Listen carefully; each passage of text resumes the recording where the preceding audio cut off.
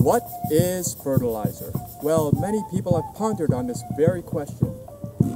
Is it poop? Yes, it is, but not necessarily that type of poop. But in some cases, yes, it can be.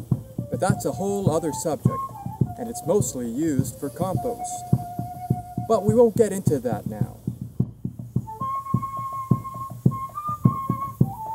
The most common use is cow manure. So let's go deeper into this fertilizer business. To understand what fertilizer is and how it works, let's compare it to people food. What food do people need? Well, the three main food groups, of course: protein, carbohydrates, and fats or oils. What is fertilizer made of? Well, plants also have three main food groups, or also called macronutrients. The three main elements that make up the bulk of fertilizer is N, P, K. N stands for nitrogen, P stands for phosphorus, and K stands for potassium, or kalium, which is more common around the globe.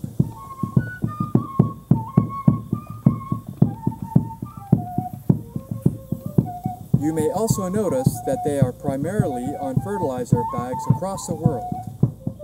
Plants need NPK, just like humans need carbs, protein, and fats in the right ratio. The right amount of NPK is needed for plants to have a balanced diet. So all plants need is NPK to grow healthy and strong. Not necessarily. People who grow plants feel all they need to give them is water and fertilizer. But I beg to differ. Would you give your kids or friends powdered protein, carbohydrates, and fat in the correct ratio? I think not. That's just crazy. You, just like plants, need a healthy immune system to grow strong and healthy. So, what else would they need then? Well, a way to be strong and healthy is to introduce minerals and vitamins, also known as trace elements. Copper, iron, zinc are a good example of some of these very important trace elements. Also, bags or bottles of fertilizers that have added trace elements would be just dandy for an optimal nutritional regimen for your plants. What is organic fertilizer? Natural and organic fertilizers are made only by adding ingredients that have naturally high NPK level, instead of chemically deriving what is needed. So, what kind of things have naturally high NPK? Chicken poop, blood, and bone meal contain natural NPKs in various ratios and other growth factors like auxins, macromolecules, and enzymes.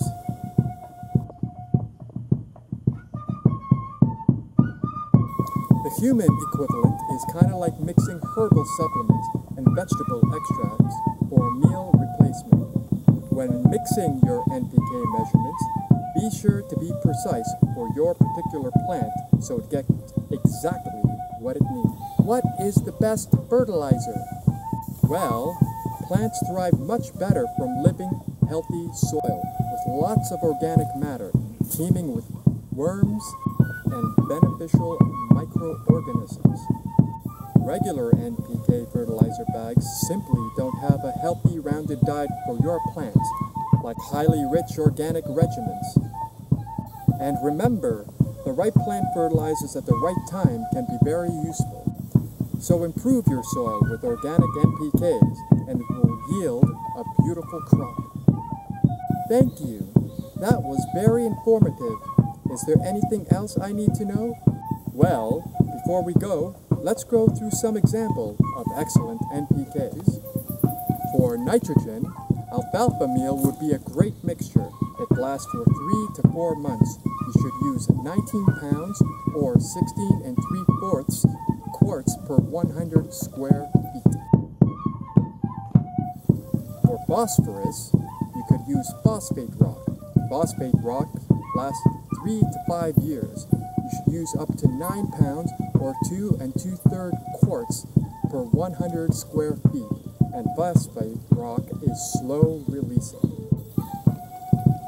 For potassium, wood ash would be an excellent source. Wood ash lasts 6 months. Use a maximum of 1.5 pounds or 1 3/4 quarts per 100 square feet.